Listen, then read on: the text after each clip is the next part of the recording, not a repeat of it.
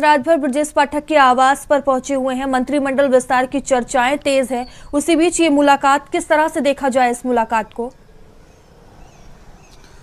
बिल्कुल, जिस तरीके से राजनीतिक गलियारों में चर्चाएं तेज है कि मंत्रिमंडल विस्तार विधानसभा सत्र के बाद होगा और 30 नवंबर को अमित शाह से ओम प्रकाश राजभर की मुलाकात दिल्ली में होगी। क्योंकि 5 राज्यों के चुनाव को लेकर के थोड़ी सी देरी हो रही थी, तो ऐसे में अब ये मुलाकात के पहले, क्योंकि ब्रजेश पाठक जो सरकार में डिप्टी सीएम है, उनकी अहम भूमिका थी ओम प्रकाश राजभर को एनडीए गठबंधन में शामिल कराने में, और उनकी भूमिका के तहत ये कहा जा सकता है कि आज जिस तरीके से ओम प्रकाश राजभर उनसे मुलाकात करने पहुंचे हैं, वो अपने आप में अहम मुलाकात मानी जा रही है। क्योंकि मंत्रिमंडल विस्तार की चर्चाओं के बीच में ये मुलाकात खासी बड़ी और अहम, हालांकि कुछ मिनटों की ही मुलाकात हुई और ओम प्रकाश राजभर ने कहा कि वो निजी तौर पर मुलाकात करने गए थे, लेकिन राजनीतिक तौर पर अगर इसे देखा जाए तो मुलाकात के तौर पर भले ओम प्रकाश राजभर इसे स्वीकार न कर रहे हो कि वो राजनीतिक मुलाकात और मंत्रिमंडल विस्तार की चर्चाओं को लेकर के मुलाकात हुई है, उसे निजी मुलाकात बता रहे हो, लेकिन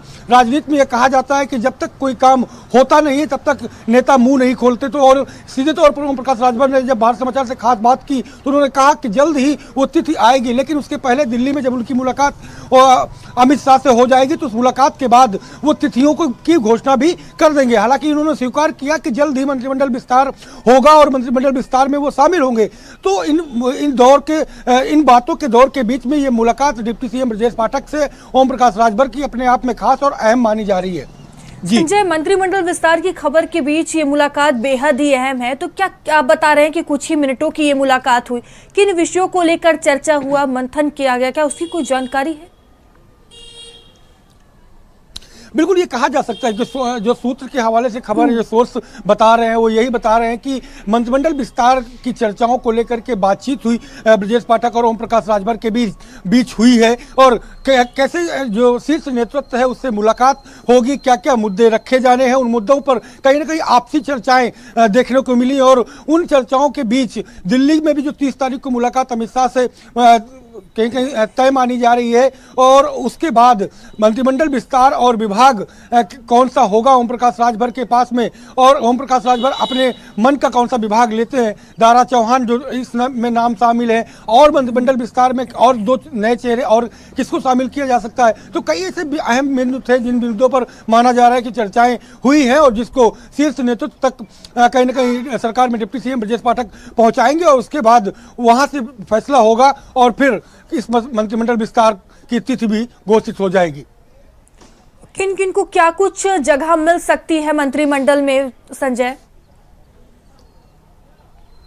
बिल्कुल, लोकसभा चुनाव को लेकर के कहीं ना कहीं जातीय समीकरण साधने का प्रयास बीजेपी का है, और यही वजह है कि हर सीट पर विशेष फोकस रख रही है, और यही वजह है कि ओम प्रकाश राजभर जो बीजेपी का एनडीए गठबंधन है उस गठबंधन में शामिल किए गए, क्योंकि ओम प्रकाश राजभर का पूर्वांचल में अपना ठीक ठाक मामला है और कई सीटों पर राजभर समाज प्रभावित करता है लोकसभा की सीटों पर। तो ऐसे में उन सीटों पर राजभर समाज का और जो पिछड़े हैं उनका फायदा कैसे लिया जा सके, इसको लेकर के मंत्रिमंडल में ओम प्रकाश राजभर को शामिल किया जाएगा। दारा चौहान जो पिछड़े समाज से आते हैं उनको शामिल किया जाएगा, जिससे कि और कहीं ना कहीं उनके मन के डिपार्टमेंट जो हैं वो दिए जाएंगे, जिससे उनको खुश रखा जा सके और गठबंधन बरकरार रहे।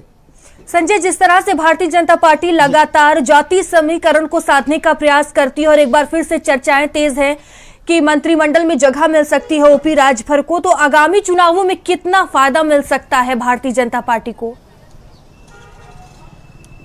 बिल्कुल, कहीं ना कहीं बीजेपी हर एक छोटी चीज को भी जोड़ करके चल रही है, क्योंकि लोकसभा में वो चाहती है कि किसी भी प्रकार से कोई जो है कमी न रह जाए, ये कहा जा सकता है। क्योंकि इंडिया गठबंधन कहीं ना कहीं प्रेशर बनाएगा, इंडिया गठबंधन के सारे लोग जो हैं वो एक साथ जब आएंगे तो छोटी चीज़ों पर भी काम करना होगा बीजेपी को। तो यही वजह है कि कोई भी जो उनके सहयोगी दल है उन्हें खुश रख करके उनकी समाज का वोट जो है वो बटोरने का प्रयास है। तो पूर्वांचल के जो जाति समीकरण है उनको साधने का प्रयास अलग से है।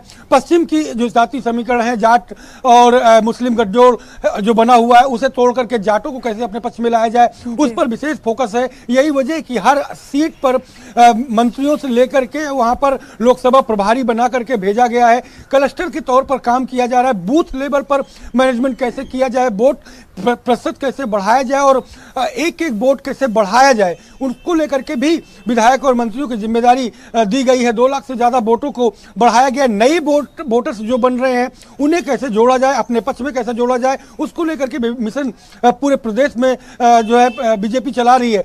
तो इन चीजों को देखा जाए कि जातीय समीकरण साधने का प्रयास बीजेपी पूरी तरीके से कर रही है कि पिछड़े अति पिछड़े दलितों का सामान्य के साथ इन जातियों को भी वोट मिले, तो कम से कम बीजेपी के परचम एक बार फिर से लहराए। क्योंकि लक्ष्य 80 सीटों का बीजेपी इस बार लेकर के चल रही है और विपक्ष जिस तरीके से चुनौती पेश करेगा उसे कैसे फोकस किया जाए, उस पर कैसे धार उनकी कुंद किया जाए, इन तमाम बिंदुओं को लेकर के भी बीजेपी काम कर रही है। ठीक है संजय, बने रहेंगे आप हमारे साथ।